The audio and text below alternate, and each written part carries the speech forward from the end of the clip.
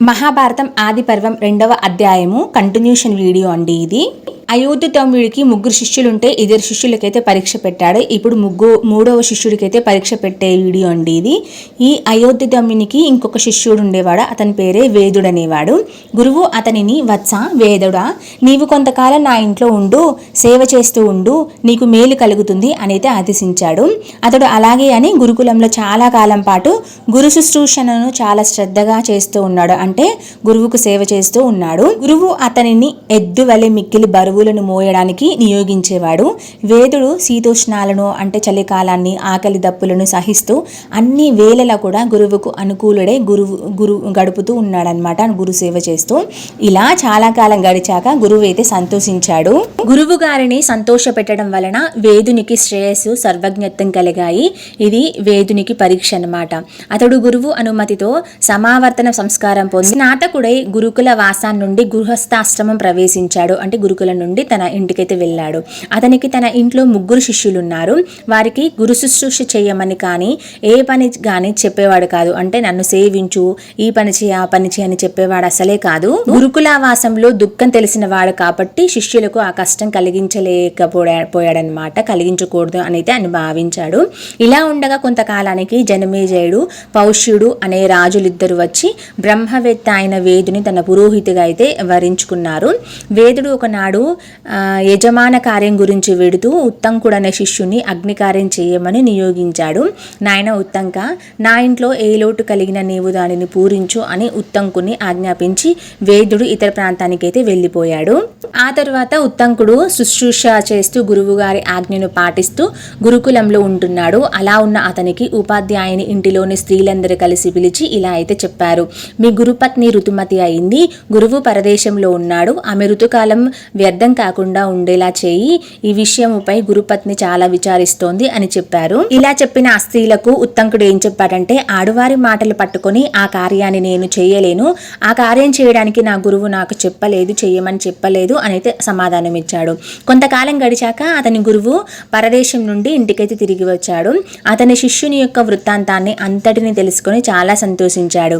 అతనితో, నాయన ఉత్తంక, నీకు ఏ ఇష్టం చేయగలను అంటే నీకు ఇష్టమైన దానిని నేనేం చేయగలను, నీవు ధర్మబద్ధంగా సేవించావు నన్ను, అందువలన మన మధ్య పరస్పరం ప్రేమ అయితే పెరిగింది, నీకు ఇంటికి వెళ్ళడానికి అనుమతి ఇస్తున్నాను, నీ కోరికలన్నీ తీరుతాయి, వెళ్ళు అని గురువైతే అన్నాడు. అలా చెప్పిన గురువుతో శిష్యుడు, మీకేమి ప్రియం చేయగలను, పెద్దలు చెప్తూ ఉంటారు, అధర్మపూర్వకంగా చెప్పినవాడు, అధర్మపూర్వకంగా అడిగినవాడు, వీరిరువులో ఒకడు అంటే గురువు లేదా శిష్యుడు మరణం పొందుతాడు, విద్వేషాన్ని కూడా పొందుతాడు, కాబట్టి మీరు అనుమతిస్తే నేను మీ అభీష్టాన్ని గురుదక్షిణ రూపంలో కానుకగా ఇవ్వాలనుకుంటున్నాను అనేది చెప్తాడనమాట. ఎవరు? ఉత్తంకుడు తన గురువైన వేదునితో. అప్పుడు గురువు, వత్స ఉత్సంక, అయితే కొన్ని రోజులు నాతోనే ఇక్కడే ఉండు అని అంటాడు. ఒక రోజున ఉత్తంకుడు ఉపాధ్యాయున్ని మళ్ళీ అడుగుతాడు, అయ్యా మీకు ఇష్టమైన దేనిని గురుదక్షిణ రూపంలో కానుకగా ఇవ్వగలను అని మళ్ళీ అడుగుతున్నాడు. అప్పుడు గురువు, నాయన ఉత్తంక, నీవు మాటికి గురుదక్షిణగా కానుకను తెచ్చి ఇస్తానంటున్నావు కదా, అయితే ఇంట్లోకి వెళ్ళు, మీ గురుపత్ని ఉంటుంది కదా, ఆమె ఏమి కానుక ఇమ్మంటారో అని అడుగు, ఆమె ఏమి చెప్తుందో దాన్ని తెచ్చి ఇవ్వు అని అంటాడనమాట.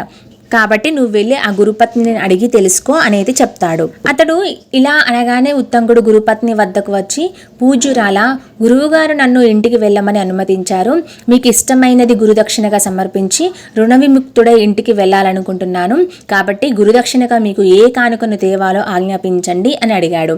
ఉత్తంకుడు ఇలా అడిగిన వెంటనే గురుపత్ని అతనితో, పౌష్య మహారాజు వద్దకు వెళ్ళి అతని భార్య ధరించే కుండలాలను అడుగు, వాటిని తీసుకురా, ఈ రోజుకి 4వ రోజున మా పుణ్యక వ్రతం అయితే జరుగుతుంది, వాటిని ధరించి అలంకరించుకొని బ్రాహ్మణులకు భోజనం వడ్డించాలనుకుంటున్నాను, కాబట్టి వాడిని సంపాదించు, అలా చేస్తే నీకు మేలు జరుగుతుంది, లేకుంటే మేలెక్కడిది అని ఆమె అన్నదనమాట. ఇప్పుడు గురుపత్ని ఇలా చెప్పగానే ఉత్తంకుడు బయలుదేరాడు. అతడు మార్గ మధ్యంలో పెద్ద ఆకారం గల ఎద్దును, దానిని ఎక్కిన మహాకాయుడైన పురుషుని చూశాడు. ఆ పురుషుడు ఉత్తంకునితో ఇలా అన్నాడు, ఉత్తంక, ఈ వృషభ గోమయాన్ని భక్షించు అంటే ఆవు యొక్క పేడని భక్షించు అంటే తిను అని చెప్తున్నాడు.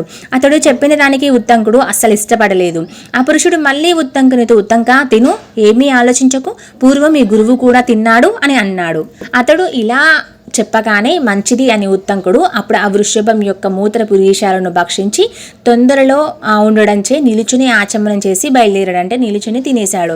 ఉత్తంకుడు పౌష్య మహారాజు ఉండే చోటుకి వెళ్ళి ఆసీనుడై ఉన్న అతనిని సమీపించి ఆశీపూర్వకంగా అభినందించి ఇలా అయితే అన్నాడు, యాచకుడినై మీ వద్దకైతే వచ్చాను, అంటే మీ దగ్గరకు ఒక దానిని ఆశించి వచ్చాను అని చెప్పాడు.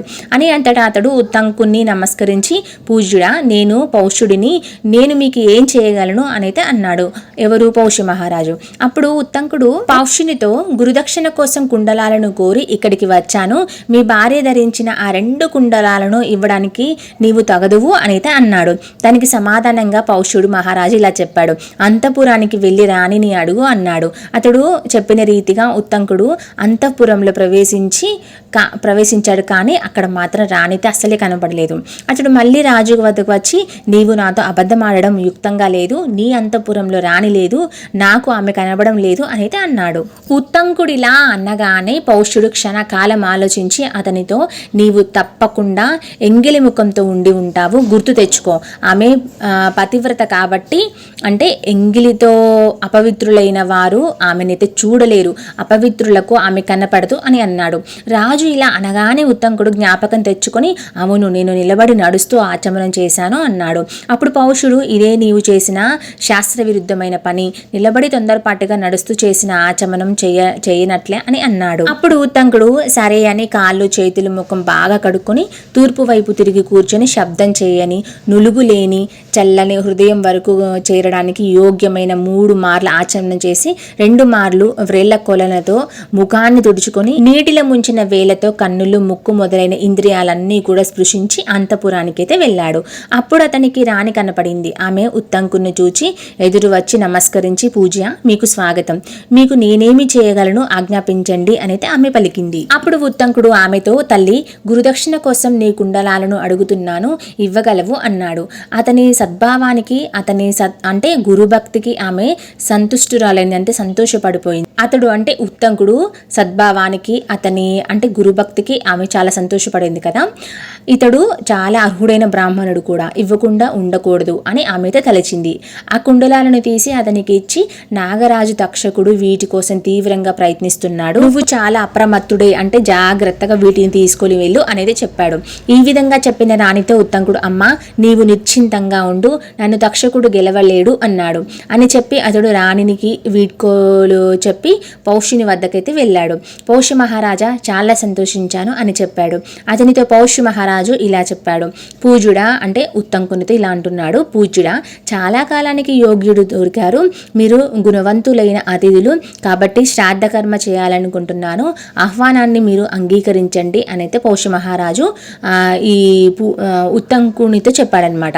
దీనికి ఉత్తంకుడు, సరే అయితే శీఘ్రంగా నేను భోజనం చేయడానికి కావలసిన ఆహారాన్ని సిద్ధం చేయము, నేను సూర్యాస్తమయంలోపు అగ్నిహోత్రం చేసుకోవాలి అనేది చెప్పాడు. ఉత్తంకుడు, నేను ఆహ్వానాన్ని అంగీకరించాను కాబట్టి శీఘ్రంగా జరగాలని కోరుకున్నాడు కదా, మీ వద్ద సిద్ధంగా ఉన్న సుసంస్కృతమైన పరిశుద్ధమైన అన్నాన్ని అయితే నాకు వడ్డించండి అన్నాడు ఉత్తంకుడు. రాజు అలాగే అని సిద్ధంగా ఉన్న అన్నంతోనే అతనికి భోజనం అయితే వడ్డించాడు. ఉత్తంకుడు అన్నం కేశదుష్టమై చల్లగా ఉండడం చూసి ఇది అపరిశుద్ధమని తలచి ఆ పౌష్యుని ఉద్దేశించి, నాకు అశుత అన్నము పెట్టావు కనుక అంధుడివి అవుతావు అనైతే అంటాడు. దానికి బదులుగా పౌష్య మహారాజు కూడా, నీవు శుద్ధమైన అన్నాన్ని కూడా దూషిస్తున్నావు కనుక అనపత్యుడవుతావు అనైతే శపించాడు. అప్పుడు ఉత్తంకుడు రాజుతో ఇలా అన్నాడు, మీరు అపవిత్రమైన అన్నం పెట్టి పైగా ప్రతిశాపం ఇవ్వడం ఉచితంగా లేదు, అందుచేత ముందు అన్నాన్ని పరీక్షించండి అన్నాడు. వెంటనే పౌష్య మహారాజు ఆ అన్నం చూసి అది అపవిత్రమైనదిగా తెలుసుకొని దానికి కారణాన్ని ఆరా తీశాడు. ఆ అన్నాన్ని జుట్టు విరబోసుకున్న స్త్రీ తయారు చేసిందని, అప్పటికే చాలాసేపు కావడం వలన చల్లారిపోయిందని తెలుసుకున్నాడు. అందుకని అది తల వెంట్రుకలతో కూడి అశుచి అయిందని తలచి ఆ ఉత్తంక మహర్షిని ఇలా ప్రార్థించాడు. రాణి అపవిత్రత మరియు అన్నం చల్లారిపోవడం గురించి సత్యం తెలుసుకున్న పౌష్యుడు ఉత్తంకుణ్ణైతే క్షమాపణ కోరాడు. పౌష్య మహారాజు ఇంకా ఇలా అంటూ ఉన్నాడు, మహాత్మా, కేశదుష్టమైన చల్లనైన అన్నం తెలియకుండానే మీకు వడ్డించాను, తమరు క్షమించండి, నేను గ్రుడ్డివాడిని కాలేను అన్నాడు. దానికి ఉత్తంకుడు ఇలా ప్రతి సమాధానమిచ్చాడు, రాజా, నేను అసత్యమాడను, నీవు అంధుడవై అవిరకాలంలోనే శాప విముక్తుడవు అవుతావు, నీవు నాకు ఇచ్చిన శాపం కూడా అలాగే జరుగుతుండేటట్లు చెయ్యి అన్నాడు. అతనికి పౌష్యుడు ఇలా సమాధానమిచ్చాడు, శాపం మార్చడానికి నేను అశక్తుడను, నా కోపం ఇంకా చల్లారలేదు. అయినా మీకు ఈ విషయం తెలియనిదా? బ్రాహ్మణుని మనసు వెన్న వంటిది, అంటే వెంటనే కరిగిపోతుంది కదా, వాక్కు మాత్రం పదునైన కత్తి వంటిది. కానీ ఈ రెండు కూడా శత్రుని యందు వ్యతిరేకం. వాక్కు నవనీతం, హృదయం అనేది పదును. ఇలాంటి స్థితిలో తీక్షణ హృదయం కలిగి ఉండడం వలన ఆ శాపాన్ని మరొకలా మార్చడానికి నేను అశక్తుడను. వెళ్ళిరా. అలా అనగానే ఉత్తంకుడు, అన్నం అశుచిగా ఉందని చూచిన నీవు నన్ను బ్రతిమాలావు, కానీ అంతకు ముందే నీవు అన్నావు, దుష్టం కాని అన్నాన్ని దూషించావు కాబట్టి అనపత్యుడవుతావు అని. అన్నం దుష్టమే కాబట్టి ఈ శాపం నాకు తగలదు, ఇక మేము వెళ్తున్నాం అని చెప్పి ఉత్తంకుడు ఆ 2 కుండలాలను తీసుకుని బయలుదేరాడు. దారిలో ఒక నగ్న క్షపంకుడు, అంటే దిగంబరుడై భిక్షువుడు అనమాట, భిక్షణ ఎత్తుకునేలాగా ఉన్నాడు, కానీ చాలా దిగంబరుడై ఉన్నాడు. ఒకసారి కనపడుతూ ఒకసారి కనపడకుండా మాటికి తన వెన్నంట రావడం అయితే ఉత్తంకుడైతే గమనించాడు. ఇలా కొంత దూరం వెళ్ళాక ఉత్తంకుడు స్నాన సంధ్యావందనాలు నిర్వర్తించడానికి ఆ కుండలాలను నేలపై పెట్టి వెళ్ళి వాటిని అయితే చేసుకుంటున్నాడు. ఈలోగా ఆ క్షపణగుడు ఉంటాడు కదా, అతను త్వరగా సమీపించి ఆ కుండలాలను తీసుకుని అయితే పారిపోయాడు. ఉత్తంకుడు నీటిని సమీపించి అర్ఘ్యప్రదాన నిర్వర్తించి శుచియే నియతతో దేవతలకు గురువులకు నమస్కరించి నమస్కారాలన్నింటిని కూడా అర్పించి మిక్కిలి వేగంతో అతన్ని అయితే వెంబడించాడు. ఉత్తంకుడు అలా వెంబడించిన అతనికి తక్షకుడు అతి సమీపానికైతే వచ్చాడు. అతడు అతనిని పట్టుకున్నాడు. పట్టుకున్న వెంటనే అతడు ఆ రూపాన్ని విడిచి తక్షక రూపాన్ని అయితే ధరించి వెంటనే నేల మీద కనిపిస్తున్న ఒక పెద్ద కన్నంలోకి అయితే దూరిపోయాడు. తక్షకుడు నాగలోకానికి చేరుకొని తన మందిరానికైతే వెళ్ళిపోయాడు, అంటే ఒక పాము రూపంలో. అంతటా ఉత్తంకుడు ఆ రాణి మాటలు గుర్తు తెచ్చుకొని ఆ తక్షకుడిని అయితే అనుసరించాడు. అతడు ఆ బిలాన్ని ఒక కట్టెతో తవ్వాడు, కానీ ఫలితం అయితే లేకపోయింది. అలా కష్టపడుతున్న అతనికి అతనిని ఇంద్రుడు చూశాడు. తన వజ్రాయుధాన్ని పంపించాడు. ఇంద్రుడు వజ్రాయుధంతో వెళ్ళు, ఆ బ్రాహ్మణుడికి సహాయం చేయి అన్నాడు. వజ్రం కట్టెలో ప్రవేశించి ఆ బిల్వాన్ని అయితే తవ్వేసింది. ఆ బిల్వంలోకి ఉత్తంకుడు ప్రవేశించాడు.